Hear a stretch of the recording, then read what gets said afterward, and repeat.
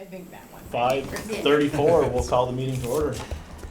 Welcome, everybody. It's nice to see everybody in person. That's so weird. It's I kind feel of like we're weird, coming out of a long, dark hole. and I'm not sure how long we'll be doing this. So, consent agenda, previous minutes, any discussion? Or there's nothing under policy, so would entertain a motion to approve. I'll make a motion. Motion by Rick. All those in favor? That's all I have to say. I don't have to go I through roll. know. Aye. Aye. Motion carries. So, agenda preview and prioritization.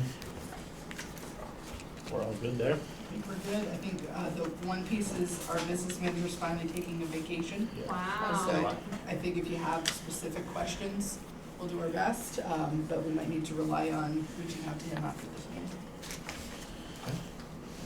And recognition of visitors, I see none. So we jump to Morgan's section, which he's not here to discuss. Anybody have any questions that they wanted to pose to Morgan or to Lynn? If it's to me, please make it easy.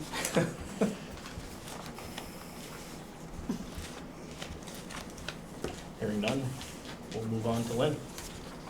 I wonder if we should just say, in terms of the financial update, why don't I give a couple of things about his report Okay, that's before fine.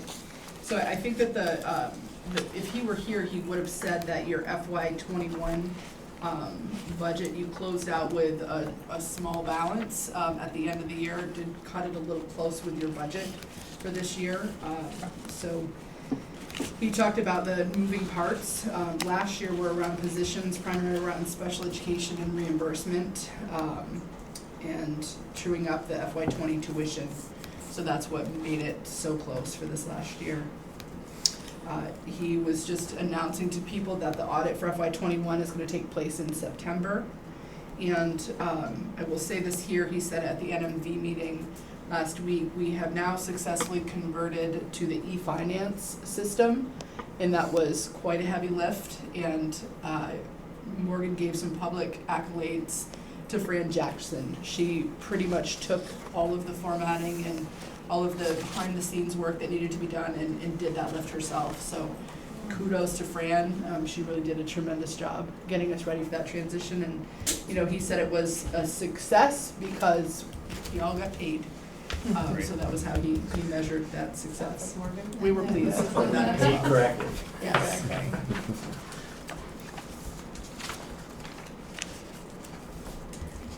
To me now? Now to you. Okay. So I'll start by doing hiring update. So we have done quite a lot of hiring. This is going to be informational, because at your June meeting, you did give me the authority to approve all of this hiring. So at Enosburg Elementary School, does everybody have the report? I think instead of me reading them all, we'll just have each principal read them. Let's just try and see how that goes. So Jen, tell us about hiring at Enosburg Elementary. That's what we had. Okay. So can you just say the names so that we can get it for the public portion of the meeting? Yes, Your new okay. hires. Does it say, where's Enosburg? So it's number 1A, Oh, 2. keep going Go down down to the- to your Yeah. report. Sorry, caught you off Lynn's guard on that one. Yeah. So Nate, how about we start with you for your summer hiring? No, all set. Okay, perfect. So then I'm gonna skip to Rachel, we'll come back to Jen. I hired, thank you so much. I hired a para, her name is Jessica Russell. And then between then and now, I actually had a para accept a job somewhere else, so I have another vacancy that I will be looking to fill, and it looks like somebody just emailed me that they can come for an interview later this week, so woohoo. Maybe that'll work out great. And I still have an open reading position, since we got our CFP grant funding. I can offer it as a full-time position, but I haven't been able to find a qualified candidate. The one interview I was able to do with the one applicant this summer was surprised to learn a teaching license was a thing. So that's where we're operating from at the moment. Okay. Joseph, could you give us the overview of who you have I'm over hired? here. Sorry, looking This for is you. in addition to people, these are, No, like- just Anyone new this summer? No one new this summer. We have Amanda Lee, who is a new guidance counselor, a school counselor, and Catherine Wood is our new English teacher, and James Wall is our ninth grade academy and health teacher. And we're still looking for PE. And we're still looking for PE, right? And also some interventionists and stuff like that. And I'm going to need someone as a long-term sub for Erin Kusan in the Earth Science ninth grade cohort. Okay. Kelly? So Lauren Holt had originally been hired as part-time special ed and part-time intervention, and I shifted her to fill one of the kindergarten teaching positions. Vanessa Perot as a pre-K paraeducator, and Caitlin Sylvester also as pre-K para, and Gabrielle Legassi as a para. Kelly hires all my former students. I had almost all of her parents as kids. Okay, so I hired Kelly Legassi as a part-time para, Elizabeth Martin as a para-educator, Sharon LaRose as a para. We had really cut our para numbers down last year, so like Sharon LaRose is returning as a para. She was a para prior to COVID. And Robert Giles he worked in our LEAPS program this summer, but he is not going to be working as a para. So I'm looking for that position. Okay. And I don't have it printed, and neither does Joseph. I was leading towards him. And since I'm the first time here, I don't have the internet. So Leslie Underwood Yeah. has been hired at Enosburg Elementary as a para. Destiny Holmes as a para. Got it right here. Okay, you can take over. Yeah. So where do I don't see it. Amber Loisel as a para. Yep. Caitlin Gilbert as a para. Joanne Fryatt as a para, and Cynthia Podestel as a long-term para Yes. substitute. And we're presently hiring a behavior technician. So that's in the works. All right.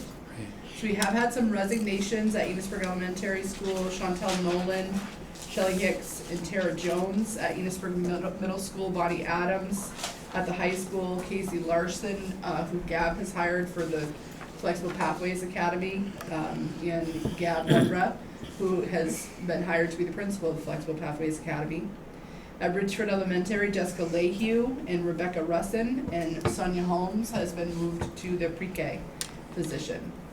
So I think most principals spoke about open positions that are remaining. So we have a paraeducator at Enosburg Middle School, PE for the middle high school, a paraeducator at the high school, and a long-term science substitute teacher. Right, for semester one. For semester one.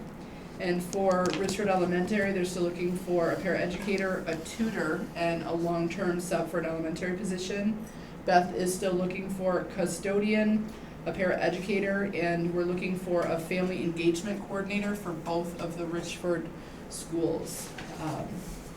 So that's what we have for remaining open positions. I have an addition that I forgot to mention. Robert Manette was hired to replace Sergeant Peter O'Connell for the JROTC program. Great. Okay, thank you everyone. I don't have anything under student at this time. I'll talk a little bit about school reopening. So I think that if you've been watching the news or paying attention there, that's a pretty big conversation in our world right now. When we spoke in June, I had a perception about what school reopening was hopefully going to look like, and some things shifted over the summer. And we've seen a significant increase in the cases that have been involved with the Delta variant. So we're starting to see increases across the state in infections, and we're also seeing that there are 3 counties in the state of Vermont that have been identified as having the fastest kind of increase in case rates, and Franklin County is one of those. So as a result of all of those changes with where we were with the virus when we left in June and where we are with the virus now, there was guidance that came out last Tuesday. At the governor's press conference, he announced that the Agency of Education and the Department of Health were going to recommend that schools require masks to start the year. So one of the things that has come forward is that we no longer are under the state of emergency. So in terms of the authority of the agency to mandate that guidance for us, it's changed. So this year, the recommendations are coming out, and then schools are going to have to, or systems are going to have to make decisions about what they're going to move forward in terms of those expectations. So I would say that my inbox has been pretty consistently filled with messages from people who are on both ends of this belief spectrum, where there are several people who really want to hear that there are assurances that people will be masked because of the increase in the infection rates, and there are as many people who are really wanting us to see have us have no masking requirements. So what is evident to me now when I think about what those expectations are is that there are some now federal expectations and recommendations that are coming out, and that's universal masking. So at the federal level, we see the CDC recommending universal masking. We also see the American Academy of Pediatrics recommending universal masking. And then at the state level, we see our Vermont Department of Health and our Agency of Education recommending that we start with masking, and then we tie masking to the percentage of students of eligible students who have been vaccinated.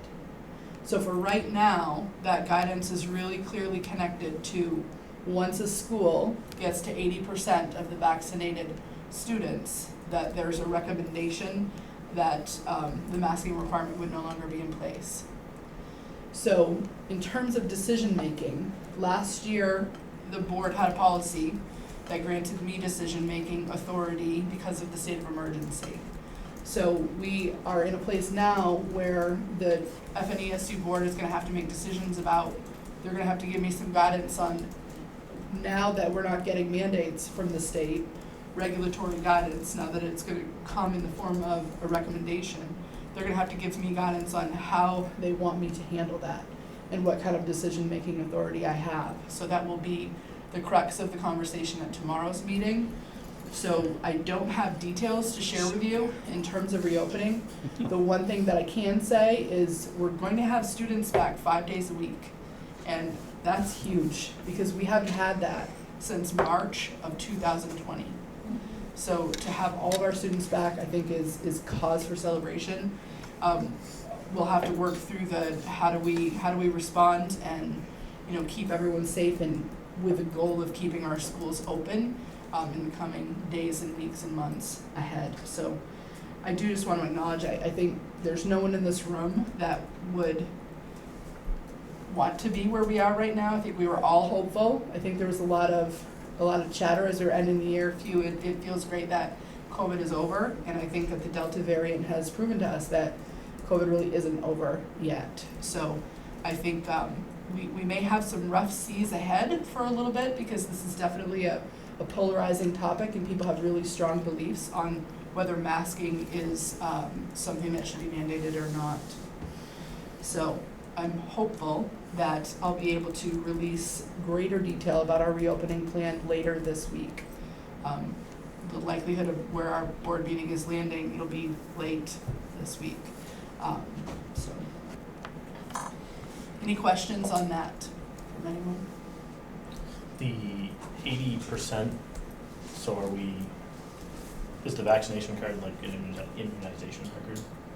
Where we're gonna? That is a great question. So the detailed information that we received was about a page and a half, and there are a lot of questions that we also have as superintendents about where's that data gonna be coming from, Right. and how are we gonna be tracking that percentage? Is that something we're doing, or is that data that's gonna be given to us? So that's one piece that Secretary French has said is forthcoming. He'll give us more information on that. One of the big things that came up in some conversations today with other leaders is We also, there are some other pieces where we're missing some information. It's gonna be hard to have a complete reopening plan without that. So for example, how will contact tracing be handled if we have a positive student this year? So we've been tipped that it's gonna look a little different, but we don't know what that's going to look like.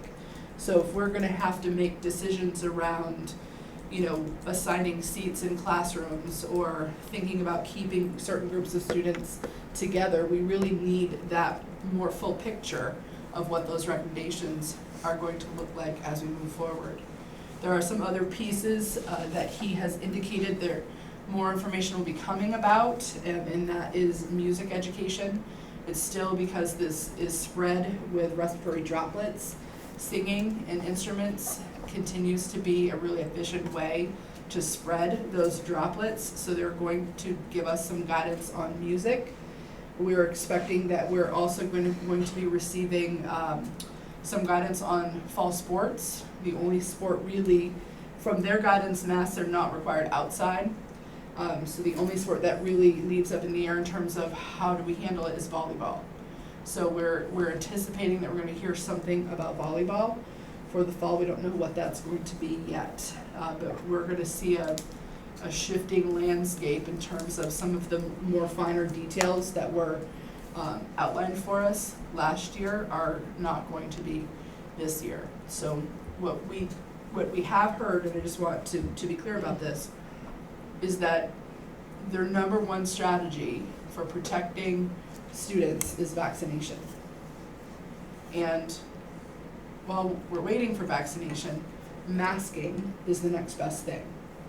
They're not requiring in the recommendations that we focus as much on distancing our students. They're not requiring that we do the morning health screenings, or that we, you know, even are doing the same level of cleaning and disinfecting that we had done before, because the surface spread it's been proven not to be a great efficient way to spread the virus. It's more aerosols. So that's the information I have for now.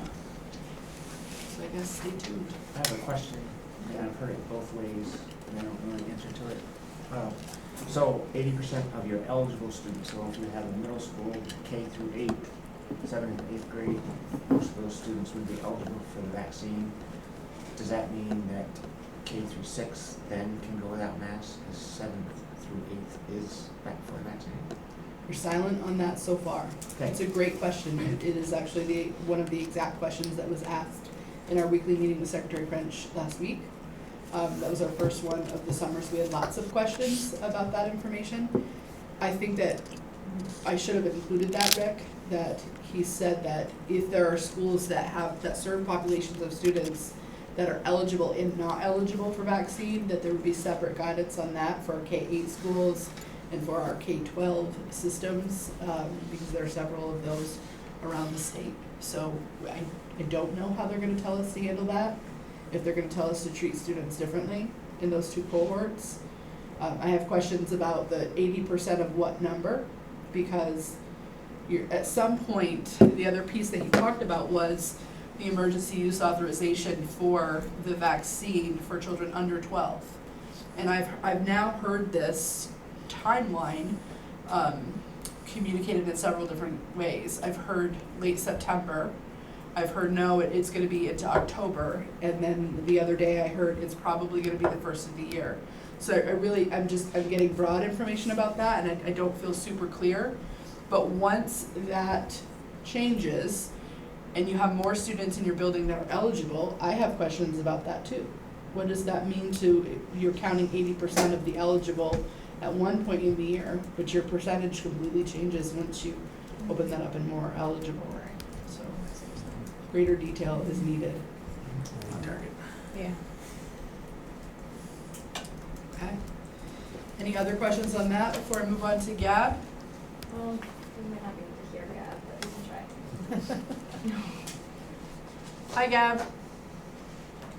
Uh-oh. We can't hear you. I warned you, I don't know.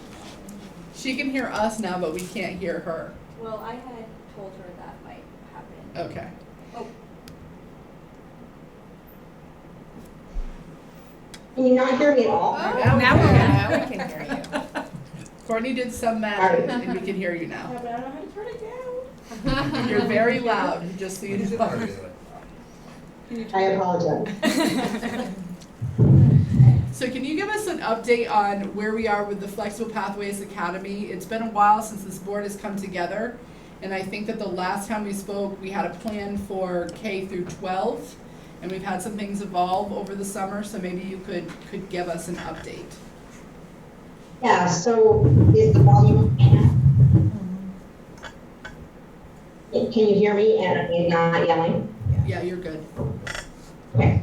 So, yeah, we started out with an idea for K-12, but we didn't have enough signups for 7-8, although we've had some inquiries this week. So right now we're set up to do K-6 and 9-12.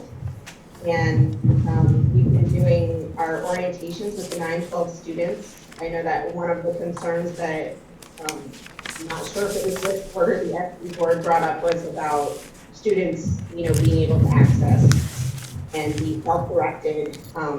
Maggie Cavazos and I have worked pretty hard to put in place some systems to help those kids get settled in and organized and oriented.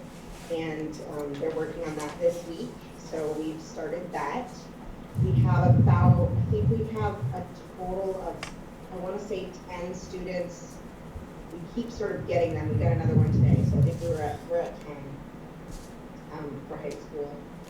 And then we have K-6, we have 22 today, I believe. Get them in and out every day. So the numbers are really still shifting. We have heard, before you move beyond that topic, we have definitely heard from parents that there is a renewed interest in the Flexible Pathways Academy depending on where we land with masking guidance for the start of the year. There are some people that if they feel the guidance is not strict enough, they're going to want to not be in school. And there are some that feel if it is too strict, they're going to not want to be in school. So we're expecting her numbers to be shifting. They're sort of shifting every day, and I'm talking to lots of parents every day who are still in the midst of making decisions and figuring out not only what they're going to do, but then how they're going to do it, and what to do it. All of those things are constantly evolving on both fronts. We have people going out and coming in every day. Okay. Any questions for Gab on the Flexible Pathways Academy? Fully staffed, correct? Fully staffed. We have 2 K-6 teachers, PE, and intervention.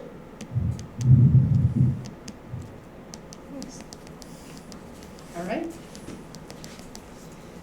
Okay, so we'll move on to legislative update. And there is one piece of the legislative update that I don't feel like I did justice to at the end of the year.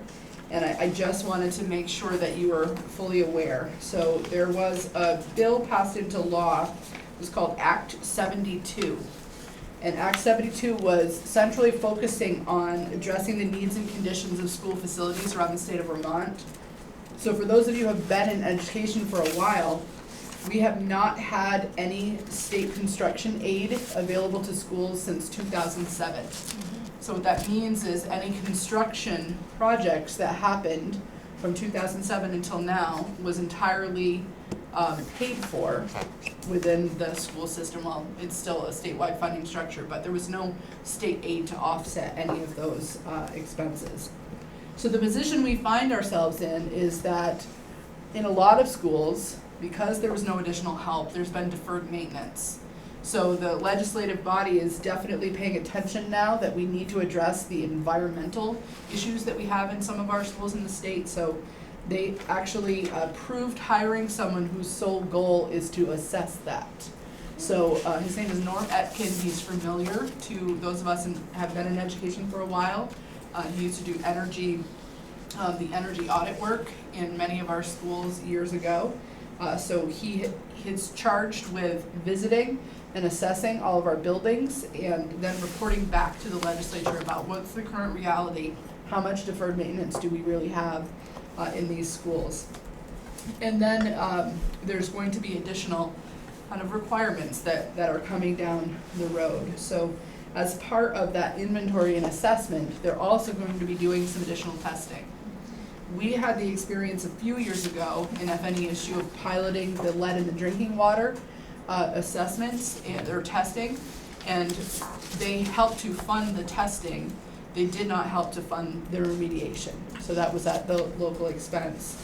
Part of this bill includes testing for radon and PCB testing as well. So there are going to be some kind of big expectations around what we're going to be doing with our facilities. The other piece of this bill is that they want one person who we identify as in charge of facilities within the organization. And right now, that person that I've identified is Morgan. So Morgan is the one who coordinates all of this information. I think that what we're going to see as a result of some of this assessment, and I think what we're going to see as a result of some of the testing, is that we're going to have to be designing, developing long-term strategic plans for our facilities. So I think that that's coming up and on the radar. So I'm telling you these bits of information because I would like you to just have this before you get to the discussion that's going to happen under your board business around facilities management. So any questions on that?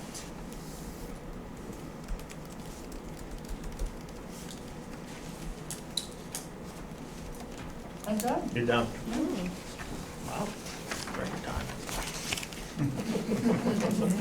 I almost whacked you. I know. Principals reports. Kelly, anything new to report? All information. Beth? I just need approval for the handbooks. I believe Jane sent them out in an email.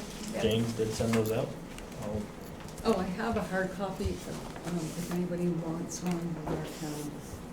I'll take one. You're getting one in the mail. Oh. So yeah, you're worth Lynn, you postage. can have one Yep. too. Oh, Because great. Kevin's getting one in the mail. Oh, I get your calendar. Thank you. I'll entertain a motion. I'll make a motion. Motion by Mort. All those in favor? Aye. Motion carries to pass the, Is that for both the student and the teacher and staff one? Mort, is that for both the student and the staff one? Yes. Yes. Thank you. Okay, that was done. Jen, All informational. all information. Rachel? All information except I too submitted a handbook for approval, and Holly already pointed out that I had an error on my school board section, which I just fixed, and it is now correct, and I've even verified it with them while we were sitting over there, so that's all I have. Anybody want to make a motion to approve Rachel's? I'll move. Motion made by Holly. All those in favor? Aye. Motion carries. And for the record, it was Amy who pointed Who it pointed out. out? Her watchful eye. I I just followed, I followed up. I just have an informational update that the new security access system has been installed, and the new keys will be passed out in time for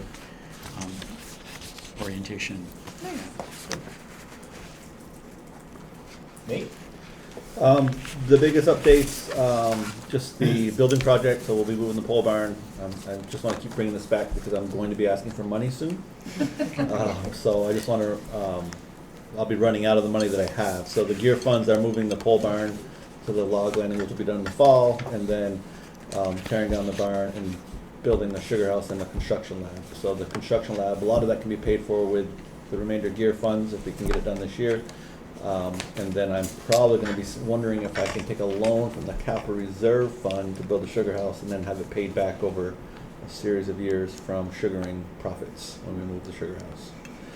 So I don't know, I think Morgan was looking into the legality of that, whether you can borrow against that or not, or if it would just have to go through a bank and do a loan that way. But And that's like phase 1 and 2, and then phase 3 is probably gonna be on hold for Act 72 to figure out if our building is gonna be in line for funds. or Well, not. so there's another piece here that I think we just need to name, is that we're on hold already because we have not met ADA requirements for that building. So we have submitted we're looking into it plan, and we're gonna have to at some point go back and say, what's our plan? Right. So I'm not sure we're gonna have the liberty of waiting Okay. that long, to make some decisions. I think that maybe we should look into how much longer they can give us. Okay. Because we definitely have some, I think you all know from looking at the ADA report that we have some significant deficiencies in Cold Hollow, and I think that this board at some point, we're going to have that hard conversation about what are we gonna do? Are we gonna stay at Cold Hollow and do a renovation? Are we gonna think about a new construction, or how are we gonna address these issues? And whether or not there's state aid that might then become available for us to utilize, that would be an added bonus, certainly. But I do think that we can't lose sight of this, and this is actually something that, you know, Morgan and I had talked to Nate about. Let's make sure that we spend some time with the board talking on a regular basis about this. So I think it would be great if the board gave some direction about, what do you want to do with this conversation? What do you want Morgan and Nate to bring back? What do we need? So I'm just trying to refresh my memory. We left off with a couple different option plans, right? And one was just ADA, and one was ADA with some alterations. Right. Right? And I think we landed between those two, Right, correct. I guess I would love my memory jogged about what that was again, as far as numbers Numbers and plan? and plan. Yeah. And I guess Yep. that I have a little different opinion on the Act 72, in that the findings may impact what we do. That's Right. also true. What we don't want to do is come up with a plan based on assumptions and then Find out we spend a have to whole work out. bunch more money based on what they find. Right. Are you talking about the part about their assessment, or are you talking about the part that Their, we could potentially get to construction aid? their assessment. That makes sense to wait for. last part, what you just said? The construction aid part. So I Yes. think that the point of doing the assessment is I think the intention is to have that deep conversation at the legislative level about whether or not they're gonna prioritize state construction aid. So that's what I was saying, I don't know that we should wait for, because I don't think that, I mean, maybe I'll be wrong, and maybe that will move more quickly than I think. Waiting, getting ready to make a decision by bringing it back up and digging into the, you know, what are the costs associated, what's the scope of work, but then also layering on top, what is the data from The the assessment. facility assessment makes a lot of That sense. does make I sense. just think we have to keep, Nate's gonna have to demonstrate at some point that this conversation is still happening. Yeah. We're still moving forward with, you know, plans for how we're gonna respond to Cold Hollow.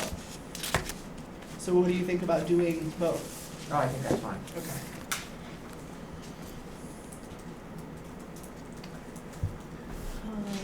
So yeah, I'll be asking for some money or bringing some plans for things, so just kind of planting that seed. And then the last thing I have is I just recently sent tonight Lynn the equipment use policy. I want to look that over, but there are really three, there's really, I only got one sample policy from Hannaford. A lot of them do not have policies, written policies. And the easiest thing, I think, is to not allow any of our equipment to go out because it's old. However, in talking with directors, they definitely allow teacher groups, parent groups to use some equipment where it makes sense. So like if someone needs a truck for a bottle drive, they've allowed that to happen. But there still should be written policy around that.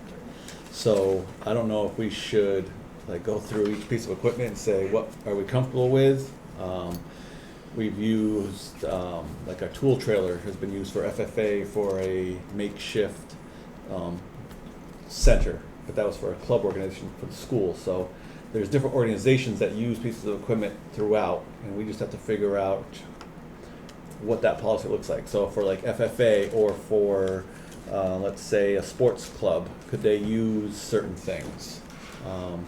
If it, and what would those be? Could they use the skid steer to go help fix the field? Sure, that's probably gonna be under school stuff. But if a team wanted to do that or a coach, what's that have to look like? So, and what piece of equipment are we comfortable allowing out versus, you know, allowing a skidder to go out to maybe because of, there's no real certification of who can drive that. Right. But a truck, potentially the trailer, those things you might want to lease out or give out to certain groups. And then we have to figure out what groups are. Any nonprofit, or is it just people associated with a school and teams and clubs? And it breaks down, I think, I'm trying to figure out. I think there's some language in our existing facility use that might help with that, about like what categories, and that's associated with the charge, but you could use that kind of idea to create the who would be eligible for Right, and this, the language here is student activities, teacher groups, parent groups, all Enosburg, Richford Union School District groups, or agencies of local government are like top priority. And then it goes to nonprofits, and then it goes to individuals using the facilities or equipment for promotion or training. Or Does OSHA require certain certifications for different things, like you said, skid steers versus driving a truck? not that I'm aware of. Only, so for example, our school buses, yes, Right, but not like a skid steer, excavator, bulldozer, okay, so they don't tractor. require like certain level of certification. Maybe a tractor safety class if you're a certain Right, that's what I'm age. wondering, and that might limit And then- anything that requires a certification is kind of off the table. Unless you have the certification. Unless you have the certification, so that might help you, but I'm not sure. So there's a lot of like, and then it gets into then we also have the facilities piece, like, so like the greenhouse, the kiln, those things. I mean, we rent out space in the greenhouse, but we don't ever let other people just use it if they just want to use it, which I'd be worrisome if people want to Yeah. use a greenhouse for Yeah, certain things. exactly. But, so I don't have, so I don't know if we want to just limit it to Enosburg, Richford Union student activities, teacher groups, parent groups. I'm wondering if this might be a good example of a committee of the board working with For Nate the policy to. committee? Well, it will go to the policy committee, but I wonder if do a couple people wanna help Nate with a draft to bring to the policy committee for review? I'd be happy. Yeah. Right. So for example, Hannaford doesn't give out they don't let their trucks get used. But they do have a flash freezer that they give out. They have a poultry processing yeah, unit right. that they rent out. So those sorts of things. Now, we don't have those sorts of things, Right. but. Yeah, so if they rent it out, so it's covered under insurance. Well, then they Well, have they have proof of a insurance. district waiver of identification and hold harmless agreement that anybody that takes it has to sign. Okay. I'm such a skeptic, like, even my own personal things, anything we lend out, it comes back broken. See? I mean, the safest thing Why are is we to doing not. this? That's the easiest one. Yeah, Is to say that we don't have new stuff. And right, so the easiest policy is that because we don't have things that make logical sense, like maybe a flash freezer, right. then we just, Or something that's tied to student or school activity, makes sense, Right. like the bottle drive or the planting of a tree, right, on those school Right. grounds. but or- however, we right. should have policy, so for example, the after-school program comes over and grabs a bus, and that's not directly an Enosburg, Richford, it's an after-school program. Right, Your policy might be really limiting, but I agree with you that I think there needs to be something Right. in Right. policy that Yeah. provides clear guidance. for sure. So what do you think, Kevin, about the committee of the board? I think if Rick and does anybody else, I work on that too. Rick, Polly, So I'll send you some, I'll just send you the draft right now, and then we can go from there, I guess. Okay. So then will the plan be for the three of you to come up with something that you feel like is in a pretty good draft form? To bring And then you policy. bring it to the policy committee for review, and then that would land back here at this board. Make sense? Sounds good to me. Okay. And you can answer the questions around like LEAPs. I mean, are they under our umbrella of Enosburg Richford Unified School District, or are they not? Like, so if they wanted to use a bus, So they're an FNESU program that serves the Enosburg Richford Unified Union School so District. what would they be called? What Like, do what you- would that, is that a student group, or is that like a Enosburg Richford, is that FNES employees? I just wonder what that's, I mean, I think it's an FNESU program. program. In my mind. All right, Mhm. okay, perfect, thank you. Yeah, because all the directors and what have you are paid. Yeah, From SU. from SU, yeah, right, okay. And some of those employees are actually, oh, never mind, that's not right. Okay. Anything else, Nate? Nope, that's it, thank you. Good. Board business. Ooh, we're there already. We're there already. Holy cats. Next regularly scheduled meeting is September 14th. Yeah. Doesn't say here, but it's in Enosburg, I believe. Yes. We're going back to the alternating schedule. Were we gonna switch schools?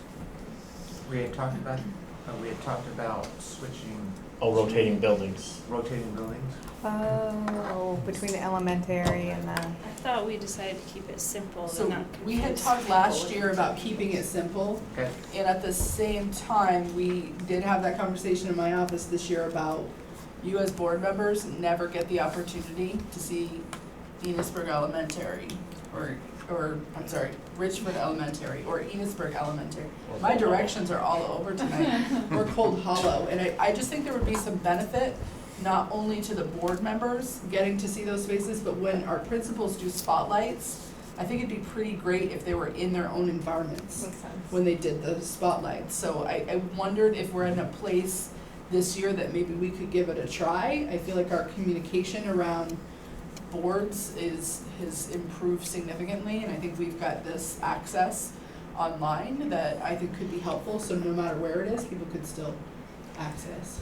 I think we would definitely have to make a very concerted effort to get it out to the public where it's gonna be. You know, because people are just gonna assume it's at one place or the other, and they show up at the high school, it's not there, where is it?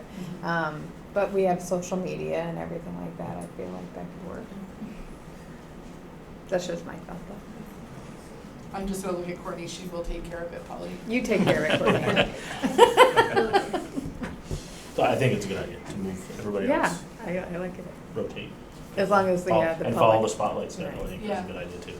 There are some months where there are two schools, so So we're gonna have to drive between schools. yeah. Wait, I'm confused, what do you mean people? On the spotlight. Oh, I see what you're saying, I think we do our best to yeah. rotate as long as we're, you know, Yeah. rotating pretty equitably. Okay, so right now it's September 14th is our next meeting. Oh, Location TBD. I put them all in the calendar too. Next topic is facilities manager position. We've discussed it in the past. We had discussion at the SU level about having one person for the whole SU, about having one person for us. Since then, there's been a change in the NMV side, so we're kind of circling back to what do we want to do again? Oh, what's the So change in you the- had asked me to reach out to NMV back in April, May to say, do you have any interest of joining us again and having one person do the SU position? And at that time, they already had someone and they kind of wanted to give it another year. So now that person resigned, so that position became open. And we decided not to immediately fill it because most of the members of that NMV position originally, or NMV board, they were originally in favor of having a broad SU facilities person, and in absence of that, chose to go with the district level. So we surveyed the NMV board at the meeting last week and said, what do you think? Are we advertising for an NMV level position, or are we advertising for an SU level position? So, from their perspective, they knew I was just kind of doing a poll of them. And where they landed is they really don't want to do without the position. They felt like it's vitally important. And there was strong interest in doing it as an SU. But they wanted to see how this board feels about going back to the table and doing it, advertising that position as an SU. They know that they're moving forward kind of with or without, like if they're going to fill the position. One of the things that when Norm Atkins, he came to our office, and I don't know if he was assessing our office, but he came and Morgan met with him and had this conversation because he has a ton of experience around facilities in the state, and just picked his brain a little and said, what do you think, district level or SU level? And he talked a little bit about the what's ahead of us, what the landscape is looking like in terms of facilities and some of the things that are probably coming our way. And we know that one of the fundamental concerns of this board was having a really clearly articulated job description if we move in the direction of an SU position. So Morgan and I had already collected a lot of job descriptions before we created the NMV one, but he actually tipped us that there was a school, the Lake Region district had a really strong one. He said probably one of the strongest he's ever seen. So we have a copy of that to use as a springboard if we do make the decision to do an organizational level facilities director position. So tonight, I'm not asking you to make a decision necessarily because it'll be the SU board, but you have to make a decision really about your ER board's interest in alone, none, or together. So do we know why this person resigned? In order to make that decision, I need to know if it was too tall of an order just at a district level. I don't think so. That's not why. Okay. Yeah, Okay. that's not what we got back Okay. from that person. Okay. I'm curious what the building principals feel like from their perspective, because I feel like there's a lot that potentially can fall on you folks that isn't really in line with what your role is. And if you feel like, I guess it's two-part. So understanding what the principals feel like is the need, and for me to make a full decision is more a conversation around what's the scope of the expectations and what is the level of need. I don't know if anyone has any. I do. So Beth and I share the same maintenance director, and he does work in both of our schools. I don't know what the work looks like at the high school. I know at the grade school there's a number of projects that we're working on right now. There's a number of things that really need to be attended to. I know that having been in the position previously where that was me in the previous school, I was really grateful to have a person that takes care of those phone calls when the school is flooding on the weekend, which has happened not flooding, but when water has come in a couple of different times because of our roof or when there's other things that are going on. There's definitely stuff that he does that I am concerned that if there was somebody that was attending to all of our schools, those things would definitely fall to me. So, but that person wouldn't leave, right? I mean, the person that you have hired to do that now, it's not a this or that, right? That person would stay. This would be actually a new position, isn't that correct? So I think that would be a decision you'd have to make. I think that when I think about an SU level facilities director, it's not what Jerry's doing right now. There's no way that person would be able to be hands-on doing the maintenance type work that they're doing. They might be helping to manage and orchestrate some of that in terms of creating some, expectations around processes that we use in terms of proactive maintenance.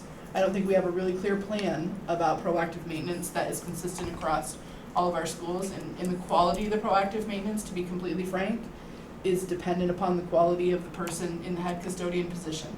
And when we have turnover in our buildings, preventative maintenance, I think, gets a little lost until someone catches up in that role. So someone that's really being attentive to that and creating, some expectations around each of our schools are gonna do, this level of preventative maintenance each year, and we're gonna exercise our buying power, and we're gonna use this contractor to do this work. I think the other piece is we'd be looking for someone in a facilities position at this SU level that has the skill set to really do that long-term strategic planning, to really be able to evaluate the urgency of each need within each building and be able to come back to you and be able to say, you know, you're responsible for all of these buildings. Here's kind of the level of urgency each of these projects takes. So here's a 5-year plan for us or a 10-year plan for us to really think about, you know, these boilers are 30 years old and these boilers are 20. We need to be thinking about a replacement plan so that we don't have to do it once the boiler is broken beyond repair.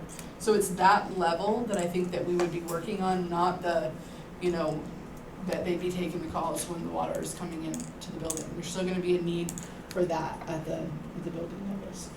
And that's what I was going to say.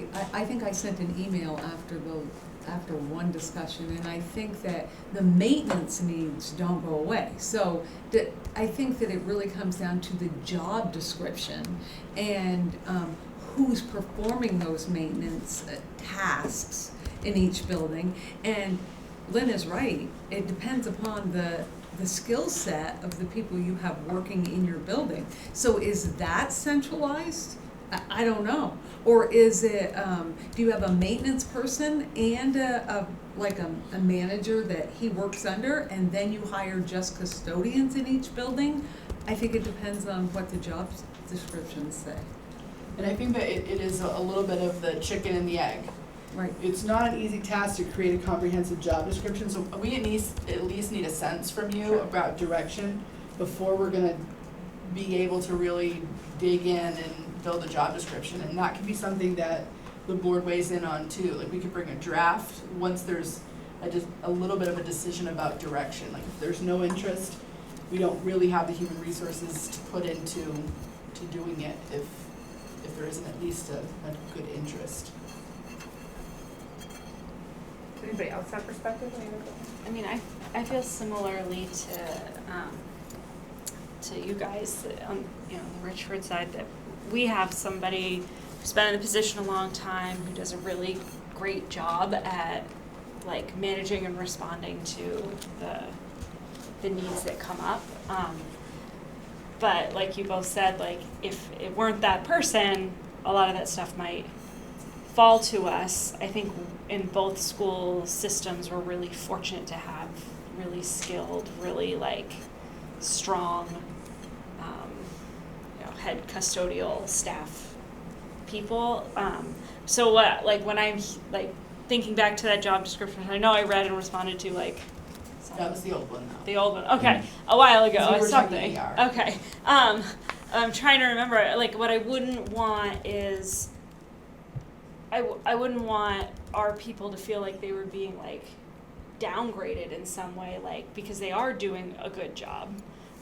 But so also like, but like maybe more supported, or is, you know, maybe that is a person who could find, like if Richford and Enosburg both needed a similar job done at around the same time, I wouldn't necessarily know if Beth's pipes needed work and our pipes needed work, but somebody who's coordinating might know that and then get maybe a better deal or a person to come in and do both places at once. I think there's some value to that, but I also think we have people who are doing a lot of that stuff as part of their jobs right now as well. I think a key part is evaluating the needs in each building so that we can prioritize spending of the fund. Yeah. Because right now, Exactly. we all think our needs are the greatest, right? But we haven't been in anybody else's building to really know the details. Becoming more proactive And, Right. Right. and so from my perspective, that's exactly the position that I feel I need, is that I need somebody to help me prioritize. I also think that we could use somebody that takes on, you know, organizing some of the bigger projects, you know. So if we do something at Cold Hollow, you know, he takes the time to bid this stuff out, talks to the contractors, does that kind of stuff, and takes that pressure off. But you guys having to do that kind of stuff, I think, or at least that's what that's kind of what I have envisioned. Rick, It'd also that's- be, Yeah. it'd also be really nice to, you know, to make sure that all our schools, the maintenance, you know, there's degrees of preventative maintenance, right? There's kind of fire engine maintenance, and then there's, you know, real actual preventative maintenance, and I think that probably that is different in all our schools, and so trying to come up with a system, you know, in all our schools that keeps everything kind of the same is also probably under that job description. Right, yeah. I think the other piece is like the standard operating procedures. Yes. And if, you know, I can tell you from being a building principal for years, I went through a lot of head custodians, and I can remember sitting in on trainings, and I had to know how to do certain things with the water system, and I had to know how to do certain things with the heating system, and that, the standard operating part of that goes by the wayside as someone leaves, and they don't get that same level of training, and it relies on the principal to say, okay, so I think it was this contractor, you know, it's just not what we're trained to do.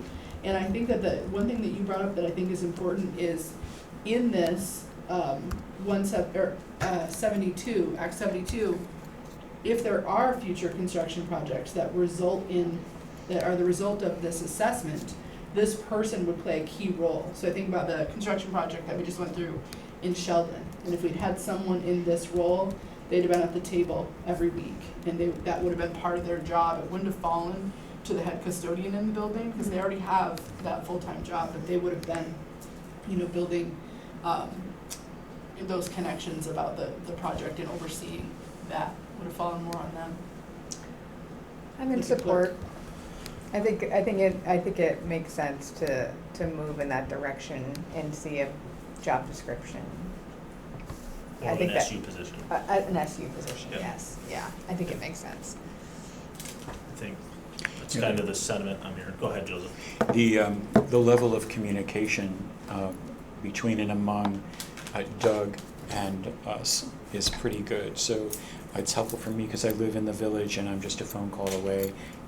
You know, he calls or texts me and right away I can be there, and he's there, and keeps us well informed on everything that's going on, from the smallest to the big, and he loves that detailed, and it's been super helpful to have that. I don't think And that that would won't change. change, I don't Right. think. So it sounds like Like some there middle was management with some Yeah. supervision above to ensure that Right. as we have any Right. turnover, we maintain a certain level and a certain Yes. standard for that middle management and can allow them to focus on the survival of day to day and year Right. to year, while also incorporating what the SU level person is saying, okay, here's the big project for the year is this, here's how I'm gonna support you in implementing it along with the other jobs, instead of that person trying to do both those things. Right. And not necessarily having the skill set depending on who and where, but we'll have some consistency across the SU. Yeah, I guess the other way of looking at it, Joseph, is if Doug wasn't here, what would you do, Right. right?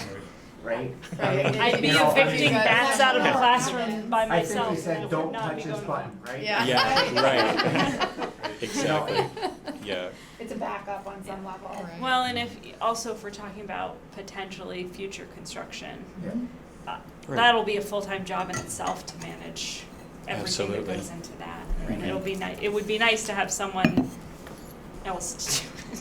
So I think that when we think about the work we're doing educationally as a system, we don't want any of the work we're doing to be dependent on any one person. We want to build a system that can operate Capacity, yeah. interdependently, right? Like not dependent on that one person. It's the same thing for facilities. Mhm. We hit the jackpot and we've got some great people in those roles. And then some years you might not hit the jackpot, and you might not have, not that they're bad people, they just might not have the training Right. or understanding. So if we have someone at that higher level that can create those, you know, operating procedures and really get us crystal clear, those transitions won't be nearly as painful. Mhm. Think about what Dawn has done with food services and how she's been able to streamline some of those things and get some greater efficiency out of those programs. I think that someone in this role could do the same thing for Mhm. facilities. And truthfully, it's your largest, you know, tangible investment is your building. Right. Okay, so I'm hearing we want to continue to explore the issue piece of it. Future agenda items. Well, before we do that, Morgan reached out to me, remember the stormwater permit? Remember Yeah, that feels like a lifetime ago. I know, well, that's what, it kind of went off the radar and nobody was talking about it. Exactly, so that has come back around. Maybe we should hire that person first, and then we can. Exactly. So that has come back around, so I am in a meeting tomorrow, with the state, for all of the people who are on the list, all the schools that are on the list for needing a stormwater permit. So I'm going to find out some information tomorrow. Now, there is an enrollment form that they're also attaching to this meeting for a grant, that would do any kind of, design study or planning. I don't know a whole lot about it. So that was gonna be kind of the crux of my questions tomorrow, like what is it, is there a match, how do you qualify, all of that. So that's what's happening tomorrow and I'll report back, around that, Lucky. yeah. Okay. And Future- Holly, Oh, yeah. the other thing that I never got an answer out of them for is what actually was included in our stand, right? You know, so what is the area that's included with the? I think I believe, but I could be wrong, I think it's the campus of Enosburg Elementary and Enosburg High School. Okay, but does that include what's across the road? Oh, that's a good point. So it's impervious, but So that parking assume lot. there's quite a lot, yeah. yeah, you're right. Okay, I'll find that out too. I'll find that out. Maybe don't tell them we have a parking lot. And now Yeah. future agenda items. Just see. Oh. Any? So future agenda would be report out on the stormwater permit. Oh, I skipped something. What'd you skip? SU board representative report. Oh, we don't really have one other than the retreat last night. Oh, yeah, talk Yeah, about that. I could talk about the retreat. Anybody want to talk about the retreat? Failed. You failed. Me too. You want to talk about the retreat? No, I'm all set. Okay. How about you, Sarah? Do you want to talk about the retreat? Um, I will say it was good though. Yeah. it was good, it was good. It was a lot of work, it Secret seems, retreat. but it kind of came together and it seemed to be productive. Of course, I'm really new to all this, so a lot of it's, I'm not in the education side, so I think a lot of what we worked on and goal setting and, I find it interesting. Yeah. So, the 3+ hours. I know. I know. Yeah. Make our eyes roll a little sleepy at the end. Yeah, at the Until we get end. to the end. So we had gotten to the point where we have a draft vision for the SU that will hopefully drive, I think the next step is to drive our goals. And then Lynn has some work with the goals in the system, in the school, and then it eventually will come back. Well, I'm jumping ahead. The draft vision, I'm assuming has to go back to the SU board, so you will see it. It's very aspirational. So We're doing great things. we're gonna talk about it next week. So Okay. we definitely I think we have a pretty solid, it's hard for anybody who's ever worked on mission and vision. It's very hard to do the wordsmithing Yeah. of trying to figure out what makes the most sense and how do we articulate what our values and beliefs are and what we think our purpose is. So I feel pretty proud of where we landed. I think Yeah. it's a pretty solid first draft. I was trying to just weave through. I've touched a lot of documents today, so it's really not. Oh, it is there. You think it's something I should share or not share yet? Yeah, I would share. So I think that here's the draft vision. In FNESU, we're working collaboratively with staff, students, and the community to achieve an equitable, responsive learning environment which prepares all students for lifelong success. FNESU is committed to being a community where students want to learn, families want to live, and educators and staff want to teach and work. That's great. Yeah. So this is the draft vision. Draft And then board goals, we're working through pretty solidly set on a early literacy goal. And we're working through some other options. So some of the things we've talked about are high school graduation rates, social emotional learning data, trying to reduce the number of students self-reporting as elevated in any of those. We talked about considering an equity or opportunity audit and using some data around that. Math science, the middle school level potentially was brought up. So where we left it is I'm gonna take that work and create 5 goals associated with those topics. 5's too many for us to really focus well on. And then the SU board will have to try to figure out how do we prioritize these goals. So we're looking at this as a 5-year cycle of reviewing that vision and those goals and really consistent report outs at all of our board meetings or regularly throughout the year to all of our boards in terms of how we're doing and working towards achieving the goals that we set. Yep.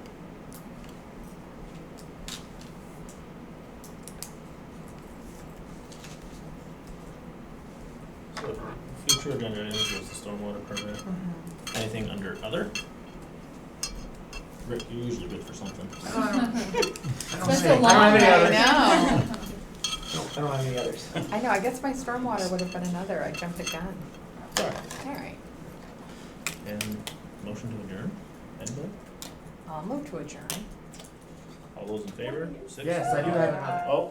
Get out of here, stop! You did that on purpose. No, so we keep circling around back to it a couple times, but the conversation about the scholarship thing, we really need to do something about that. I at some point in am time. meeting with Morgan and the gentleman Monday, Okay. 16th, I believe. So there's my other. Yep, And yeah, Monday the 16th we're meeting, so that will kickstart us and get us going in a direction. I don't know if this is agenda it's not under board business, but having on the agenda bringing back the Cold Hollow design plan. Okay. I already have that in my notes. Okay, that's what I was So wondering. put it under you. Do you want to put it under Nate or do you want me to put it under? Put it under Nate. Okay. So want to Making bring sure. back like the original plans of the money ones, or? I wanna see money and I wanna see the drawings. plan, the Okay. drawings. I think the money might be irrelevant at this point in time anyway. We know Yeah. it's expensive. Yeah. Yeah. I think it could Yeah. at least give you an economy of scale, like the Yeah. difference Yeah, I between the can't two. remember, I just remember it being. So am I asking for, under board It's a lot. next month, stormwater permit update more than I'm and comfortable scholarship dealing with. fund update? Yep. Okay. Yep. Now are you done, Rick? Yep. Okay. Sorry. Polly, that motion still on? Yep, I move to adjourn. All those in favor? Aye. 6:41.